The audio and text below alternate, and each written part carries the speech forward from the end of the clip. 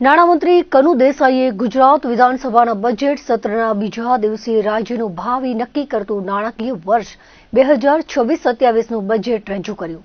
નાણામંત્રી કનુ દેસાઈ સતત 5મી વખત બજેટ રજૂ કરીને એક નવો વિક્રમ સ્થાપિત કર્યો છે, જેમાં ખાસ કરીને આવાસ યોજના, આંગણવાડી કેન્દ્રો તથા 5 નવી GIDC બનાવવાની જાહેરાત કરવામાં આવી છે. ગુજરાતનું 4,08,053 કરોડનું વિક્રમી બજેટ જાહેર કરવામાં આવ્યું છે. બજેટમાં કચ્છ અને અન્ય વન વિસ્તારના ગાંડા બાવળને દૂર કરી તેના સ્થાને વાંસ સહિત અન્ય સ્થાનિક વૃક્ષોનું વાવેતર કરવા તેમજ કચ્છના બંને ઘાસિયા મેદાનમાં ગ્રાસલેન્ડ રિસ્ટોરેશન માટે 97 કરોડની જોગવાઈ કરવામાં આવી છે. રાજ્ય સરકાર દ્વારા ખેડૂતો, મધ્યમ વર્ગ અને ઉદ્યોગોને ધ્યાનમાં રાખીને તાજેતરમાં મહત્વના નીતિગત નિર્ણયો લેવામાં આવ્યા છે.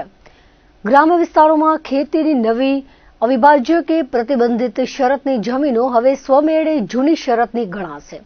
આનાથી ખેડૂતોને પ્રીમિયમ ભરવામાંથી મુક્તિ મળશે. કાયદો અને વ્યવસ્થાને વધુ અસરકારક બનાવવા તેમજ માર્ગ સલામતીના પગલાં વધારવા રાજ્યની કટોકટી સેવાઓને ડાયલ 112 જનરક્ષક પ્રોજેક્ટ હેઠળ આવરી લીધેલ છે, જેથી ઇમરજન્સી રિસ્પોન્સ સમયમાં વધુ ઘટાડો થશે. જેના અસરકારક અમલીકરણ માટે વિવિધ સંવર્ગનું 3000 માનવ બળ ઊભું કરવાનું આયોજન છે.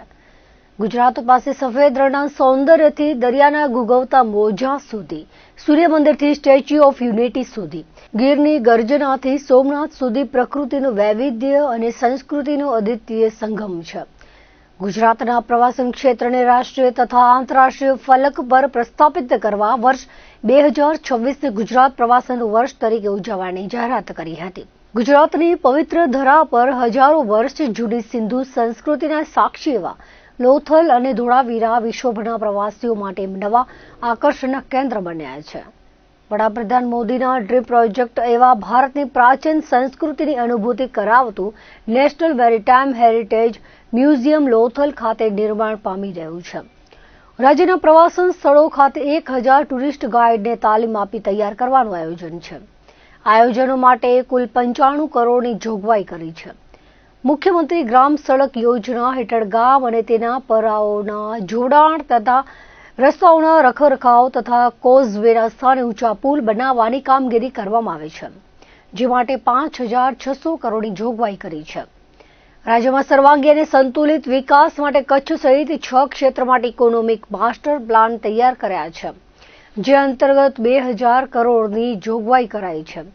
દરિયામાં વહી જતા નર્મદાના પાણીને સૌરાષ્ટ્ર અને કચ્છના સૂકા પ્રદેશમાં વાળવા સુજલામ સુફલામ પાઇપલાઇન યોજના માટે 1237 કરોડ, સૌની યોજના માટે 473 કરોડ તથા કચ્છની યોજના માટે 1333 કરોડની જોગવાઈ નાણામંત્રીએ કરી છે.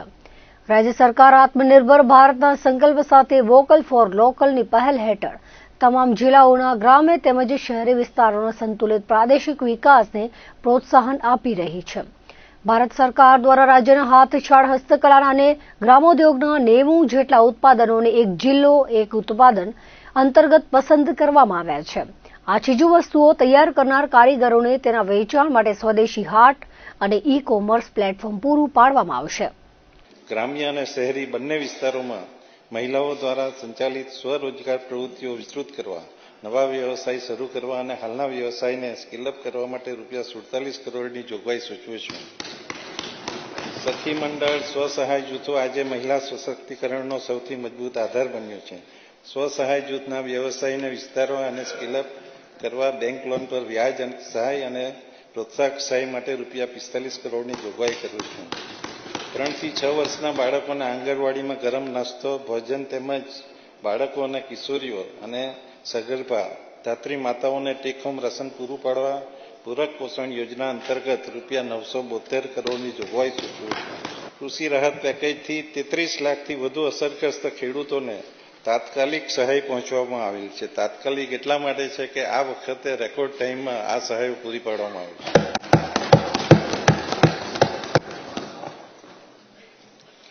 વાવણીથી વેચાણ સુધી ખેડૂતોને સાથે રહી ચડ ઉતર થતા બજારના ભાવોમાં મદદરૂપ કરવા 9,50,000થી વધુ ખેડૂતો પાસેથી ₹18,000 કરોડથી વધુની મગફળી મગફળી, મગ, અડદ, સોયાબીન અને કપાસના ટેકાની ભાવે ખરીદ કરેલ છે. ખેડૂતોને ખેતી ક્ષેત્રે થતો ખર્ચ ઘટાડવા તેમજ પાક ઉત્પાદન અને આવક વધારવા યાંત્રિકીકરણનું મહત્વ છે. Tractor, power trailer, seed drill, harvester જેવા યંત્રો દ્વારા ખેતીકામમાં ઝડપ અને ચોકસાઈ આવે છે. નાના સીમાંત ખેડૂતોના માટે કૃષિ યાંત્રિકીકરણ, વિવિધ ઓજારોની ખરીદીમાં સહાય આપવા રૂપિયા 1565 કરોડની જોગવાઈ સૂચવે છે. વધુમાં વધુ ખેડૂતો પ્રાકૃતિક ખેતી અપનાવે તે માટે અમારી સરકાર પ્રતિબદ્ધ છે. જેનો વ્યાપ વધારી પ્રોત્સાહન આપવા સેન્ટર ઓફ એક્સિલન્સ ઊભા કરવા, બજાર સુવિધા ઉપલબ્ધ કરાવવા, માર્કેટિંગ અને બ્રાન્ડ પ્રમોશન તથા હેન્ડ હોલ્ડિંગ અને સર્ટિફિકેશન સહાય માટે રૂપિયા 39 કરોડની જોગવાઈ સૂચવું છું. માનનીય અધ્યક્ષશ્રી, રાજ્યમાં કઠોળ, તેલીબિયાં, ફાર્મ મિકેનાઇઝેશન, વેલ્યુ એડિશન અને એગ્રો પ્રોસેસિંગ માટે 6 સેન્ટર ઓફ એક્સિલન્સ ઊભા કરવાનું આયોજન છે, જેના માટે રૂપિયા 12 કરોડની જોગવાઈ સૂચવું છું. રાજ્યમાં બગાયત ક્ષેત્ર હેઠળનો વિસ્તાર છેલ્લા 2 વર્ષમાં લગભગ 2 લાખ હેક્ટરથી વધુ વિસ્તર્યો છે અને ફળ, શાકભાજી સહિતનું કુલ ઉત્પાદન 21 લાખ મેટ્રિક ટન સુધી વધુ થયું છે. રાજ્યના ખેડૂતોને ઓછા ખર્ચની સામે આવક વધારતા પર ડ્રોપ મોર ક્રોપ સૂક્ષ્મ સિંચાઈ યોજના હેઠળ અત્યાર સુધીમાં 25 લાખ હેક્ટર વિસ્તાર આવરી લેવાયેલ છે. બાકી રહેતા વિસ્તાર માટેનું કામ પ્રગતિ હેઠળ છે. દરિયામાં વહી જતા નર્મદાના પાણીને ઉત્તર ગુજરાત, સૌરાષ્ટ્ર અને કચ્છના સૂકા પ્રદેશને વાળવા સુજલામ સુફલામ પાઇપલાઇન યોજના માટે રૂપિયા 1237 કરોડ, સૌની યોજના માટે રૂપિયા 473 કરોડ અને કચ્છની યોજના માટે રૂપિયા 1333 કરોડ એમ કુલ 3043 કરોડની જોગવાઈ સૂચવી છું. અમદાવાદ જિલ્લાના નળકાંઠા વિસ્તારના છેવાડાના ગામોને પાઇપલાઇન અને કેનાલ મારફતે સિંચાઈ સુવિધા પૂરી પાડવાનું પ્રથમ તબક્કાનું કામ પૂર્ણ થયેલ છે અને બીજા તબક્કાનું કામ શરૂ કરવામાં આવેલ છે, જેના માટે રૂપિયા 958 કરોડની જોગવાઈ સૂચવું છું. કચ્છના રાજકીય અને વાણિજ્ય ક્ષેત્રના આગેવાનોએ રાજ્યના બજેટને મિશ્ર પ્રતિસાદ આપ્યો હતો. હું સીએ અપૂર્વ શાહ, ભુજ. આજે આપણા નાણામંત્રી શ્રી કનુભાઈ દેસાઈએ ગુજરાતનું બજેટ રજૂ કર્યું, જે લગભગ 4 લાખ કરોડનું બજેટ કહી શકાય, જેમાં પ્રવાસન ક્ષેત્રને, મેન્યુફેક્ચરિંગ ટેકનોલોજી, કોમનવેલ્થ જે 2030માં આયોજન થનારું છે એને, અને સિક્યુરિટી બાબતમાં જે એમણે પ્રાવધાન કર્યું છે એ ખરેખર સરાહનીય છે. અને જે કોમનવેલ્થ 2030ની જો વાત કરીએ તો અમદાવાદને એક હાઈટેક સિટી બનાવવાની વાત છે અને જેના કારણે અહીં ઘણી રોજગારીની તકો ઉદ્ભવશે. હોટલ ઉદ્યોગ તથા એસજી હાઈવે છે એને ગ્રીન સિટી હાઈવે તરીકે ડેવલપમેન્ટ કરવાની એક વાત છે આ બજેટમાં. પ્રવાસન ક્ષેત્રમાં સોમનાથ અને અંબાજીને પણ આવરી લેવાયું છે તથા કચ્છ માટે ધોળાવીરા અને લોથલ માટેનું પણ બજેટમાં 95 કરોડ જેટલું ફાળવીને આ બજેટને એક વિકાસલક્ષી પ્રવાસન ક્ષેત્ર તરફ આગળ લઈ જવાનું એક પ્રોવિઝન છે. સિક્યુરિટીને પણ ધ્યાનમાં રાખીને પોલીસ ક્ષેત્રમાં નવા વાહનો, એમના માટે આવાસ યોજનાઓ અને આંગણવાડીની પણ જો વાત કરીએ તો 2000 નવી આંગણવાડીને પણ ડેવલપમેન્ટ કરવાની વાત છે.